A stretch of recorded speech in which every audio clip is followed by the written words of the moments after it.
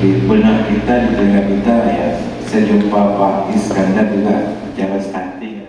Tim Percepatan Penurunan Stunting atau TPPS Kabupaten Aceh Besar melaksanakan konsultasi dan koordinasi percepatan penurunan stunting dengan pemangku kepentingan di Aula Dikranasda Aceh Besar Gempung Geni, Kecamatan Dingin Jaya pada Jumat 24 November 2023. Pada kesempatan itu, penjabat Bupati Aceh Besar Muhammad Iswanto SST PMM yang diwakili Sekda Aceh Besar Dr. Andes Sulaimi MSI mengatakan rapat konsultasi dan koordinasi yang dilaksanakan tersebut sangat penting sebagai salah satu agenda review penurunan stunting di Kabupaten Aceh Besar sebagai penyangga ibu kota Provinsi Aceh. Ia juga mengaku tim penurunan stunting di tingkat kabupaten, TPPS kecamatan hingga TPPS Gampung telah bekerja secara maksimal dalam rangka penurunan stunting baik secara intervensi spesifik maupun intervensi sensitif, dan untuk hasil itu ia mengapresiasi kerja keras yang telah dilaksanakan TPPS kabupaten, kecamatan hingga Gampung dalam upaya penurunan stunting ini. Sementara itu, Sekretaris Perwakilan Badan Kependudukan dan Keluarga Berencana Nasional BKKBN Provinsi Aceh, Ihya SEMM mengatakan dalam upaya peningkatan kapasitas tim percepatan penurunan stunting, perwakilan BKKBN Aceh akan melaksanakan upgrading bagi para kader desa, bidan desa, dan tim pendamping keluarga pada tahun mendatang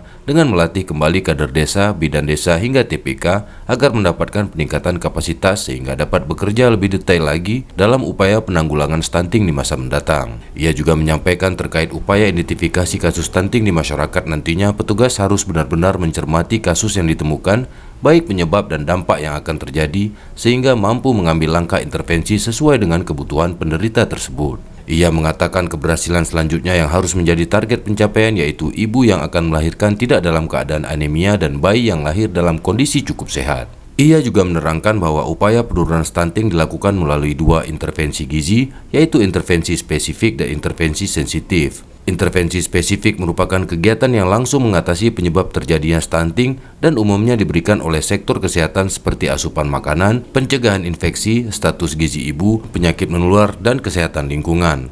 Sementara intervensi sensitif merupakan kegiatan yang berhubungan dengan penyebab tidak langsung stunting yang umumnya berada di luar kewenangan Kementerian Kesehatan.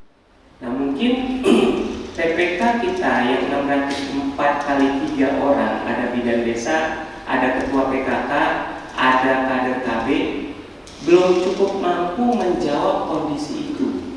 Sehingga pendampingan kepada TPK oleh IPKB ini penting.